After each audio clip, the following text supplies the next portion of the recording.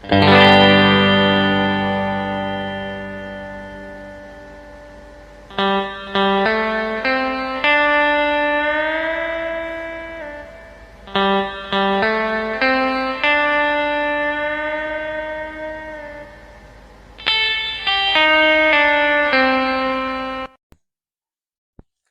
guys, kita di sini akan mewawancarai di Raja Konveksi. Mari kita sama-sama ini, dan tempatnya Raja Konveksi di sini ya guys. Raja Konveksi. Let's go. Warahmatullahi wabarakatuh. Waalaikumsalam warahmatullahi. Kita dari kelompok kewirausahaan ini, Mas, untuk melakukan wawancara ataupun kunjungan terhadap konveksi Raja Konveksi ini dalam rangka untuk observasi dan penyelesaian tugas akhir. Nah, di sini perkenalkan, nama saya Muhammad Novel Wajar. Saya Sandi Abisena. Saya Muhammad Adib Anwar. Di sini mau tanya-tanya tentang ya hiruk pikuk dalam pengembangan bisnis ini gitu. Dengan Mas siapa? Oke, nama saya Naji Amaruddin Murtada, biasa dipanggil Naji, atau customer biasa juga panggil Amar juga ada. Nah, baik. Jadi Mas Naji Amar itu memiliki perusahaan ya guys, yaitu namanya Raja Konveksi. Di sini menyediakan serba tentang pembuatan baju, souvenir, gantungan kunci, lanyard, sablon, percetakan kayak gelas-gelas ini, terus tumbler dan yang lain-lainnya guys. Kalau teman-teman berminat bisa langsung saja ke alamat Raja Konveksi yang nanti kita cantumkan di video. Kita mau tahu Mas, bagaimana sih perkembangan ataupun sejarahnya Mas Naji ini bisa mendirikan konveksi ini? Oke, terima kasih sebelumnya Mas-mas dari Universitas Muhammadiyah Surakarta, tepatnya di Fakultas Agama Islam ya, yang udah meluangkan waktunya buat main ke tempat layanan kami yang sederhana ini, karena kita masih basicnya rumahan. Kemudian selain produksi sendiri, kita juga bekerjasama dengan mitra seperti itu. Mungkin kelas balik sebentar ya. Kenapa ada Raja Konveksi di sini gitu? Atau sejarahnya dulu bagaimana gitu kan? Dulu awalnya saya kan juga enterannya mahasiswa Mas itu di UMS juga. Angkatan 18 masuk, kemudian berjalannya waktu saya juga tertarik lah di bidang eh, konveksi ini. Kemudian saya terus ikut orang menjadi marketing freelance ya Mas ya. Itu selama ya kurang lebih 3 tahunan gitu, marketing freelance, mencari order kayak gitu di kampus kayak gitu kan. Kemudian enggak, setelah itu kan mendekati hampir lulus, saya mencobalah sendiri gitu, ikut orang di bagian produksinya gitu, bagian produksi gimana caranya memproduksi, cari supplier dan sebagainya kayak gitu kan Mas, cara berkomunikasi dengan ya rekanan seperti apa kayak gitu. Kemudian setelah itu lulus, saya terjun di produksian itu selama hampir kurang lebih 1 tahun gitu. 1 tahun itu saya menggali di sana bagaimana dunia konveksi yang sebenarnya gitu kan. Nah, kemudian setelah itu kan saya uh, mencoba untuk membuka sendiri gitu.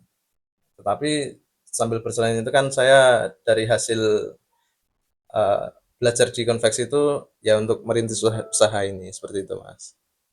Sampai tahun ini gitu. Mungkin cukup itu Mas. Sementara itu dulu. Ya kalau dilihat mungkin sepak terjangnya dari awal itu kita bisa belajar mengikut ke orang, kemudian kita bisa mengembangkan sendiri, sudah memiliki basic usaha yang baik, baru kita bisa membuka usaha sendiri. Begitu ya Mas? Ya, kurang lebih seperti itu, Mas. Tapi di dalam perjalanan waktu kan saya juga terus belajar nih, sharing dengan konveksi lain, Mas, gitu. Saya belajar dengan ya cuma satu konveksi, tapi ada beberapa konveksi yang saya datangi buat ya mencari tahu lah kayak gitu. Caranya mungkin motong, terus pola-polanya seperti apa kayak gitu kan. Terus supplier kainnya di mana aja kayak gitu. Untuk apa? Awal-awalnya gitu, Mas. Kemudian kita memang eh, di sini kan istilahnya mengunggulkan kualitas Mas itu. Makanya Saya dengan mencoba produksi sendiri ini caranya menghasilkan kualitas produk yang bagus mungkin dengan eh, harga produksi yang minim seperti itu yang dikeluarkan gitu. Karena niatnya saya adalah untuk membantu apa ya, membuatkan seragam yang bagus, rapi, tapi harganya nggak tinggi-tinggi banget ya gitu. Ya, betul, Mas. Ya, mungkin dulu awal pertama kali Mas Najih membangun itu butuh modal berapa Mas kira-kira? Oke. Kalau dibilang modal ya, saya modal dari gini, sebenarnya cerita sedikit ya Mas ya. Kalau modal itu dari hasil kerja saya Mas sebenarnya.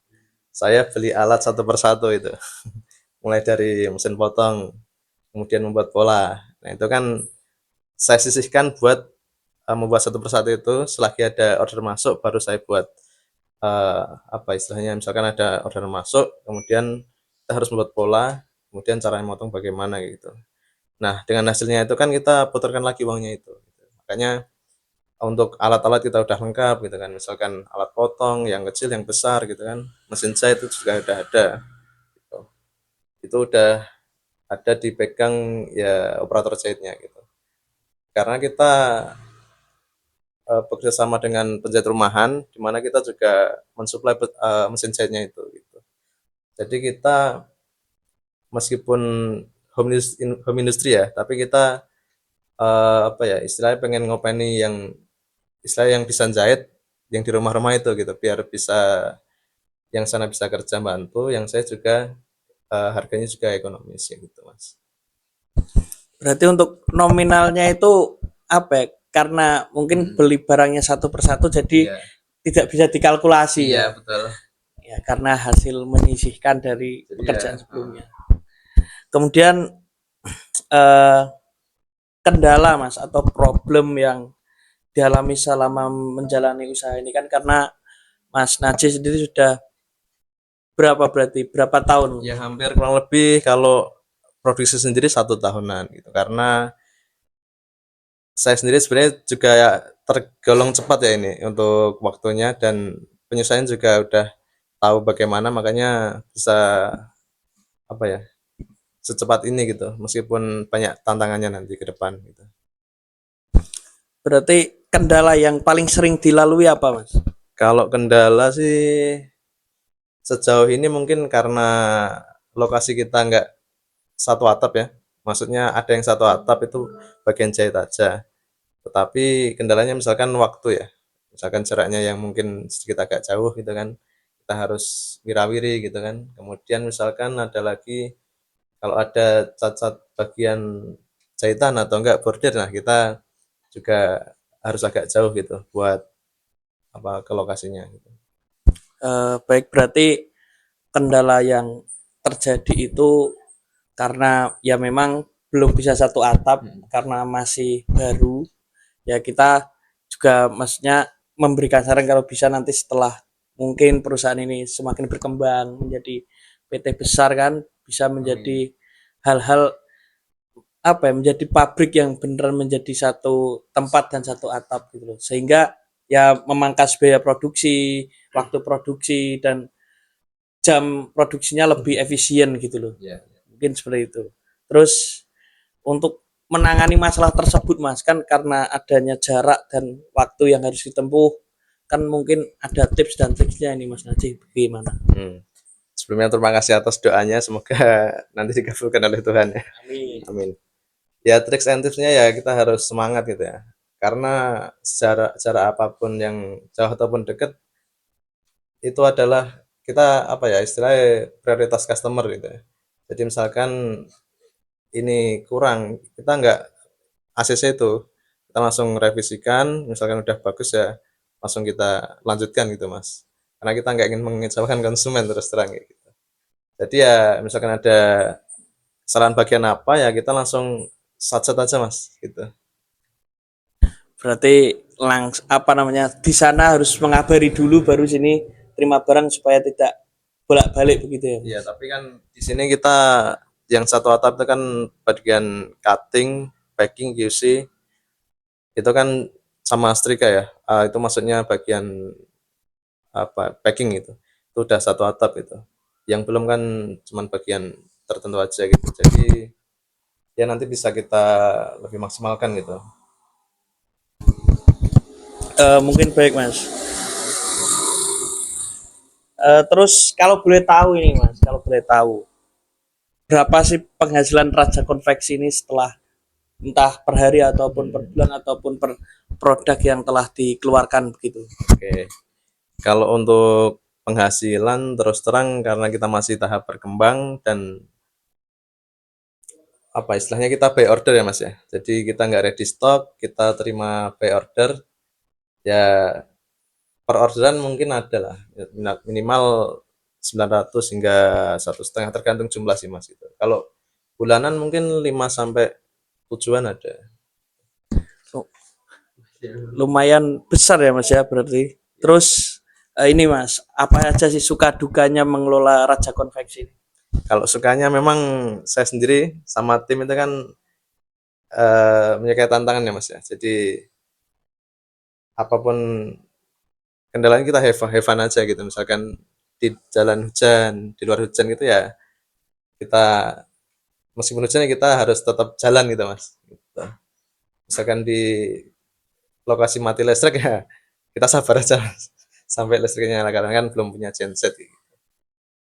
Berarti menikmati ya dengan Menikmati, adanya proses itu. Kemudian sebelum Mas membuka Raja Konveksi ini apa pernah kepikiran Mas untuk membuka usaha lain seperti itu? Ya pernah-pernah aja Mas karena kan saya dari SMK atau pas kuliah pun saya ya menjalankan usaha lain gitu karena kan masih minim modal akhirnya kan saya dropship kemudian dropshipper gitu kan meskipun menguntungkan tapi pengembalian modalnya memang agak lama karena harus pengiriman kayak gitu Mas tapi untuk di saat ini ya tetap ada rencana lain kayak gitu Mas ya ada nanti misalkan kayak UMKM lah usaha makanan nanti Mas. Amin amin. Terus apakah Mas Najib memiliki cabang lain gitu selain di sini? Kalau cabang belum ada tetapi kita membuka mitra di setiap daerah nantinya gitu misalkan di daerah kalau sini kan masih lingkup Soloraya masih bisa di cover lah misalkan luar Jawa terus Banten terus mana aja lah nanti kita akan cari satu orang atau beberapa orang di daerah itu gitu Mas ya istilahnya kemitraan gitu di sana membuka layanan kita bagian produksi aja gitu Mas. Mungkin yang terakhir Mas, tips dan triks untuk menjadi pengusaha muda dan sukses seperti Raja Konveksi ini seperti apa kira-kira? Kalau untuk yang sekarang ya yang terus terang keluar dari kamar dari zona nyaman mulailah bergerak dan action aja gitu Mas.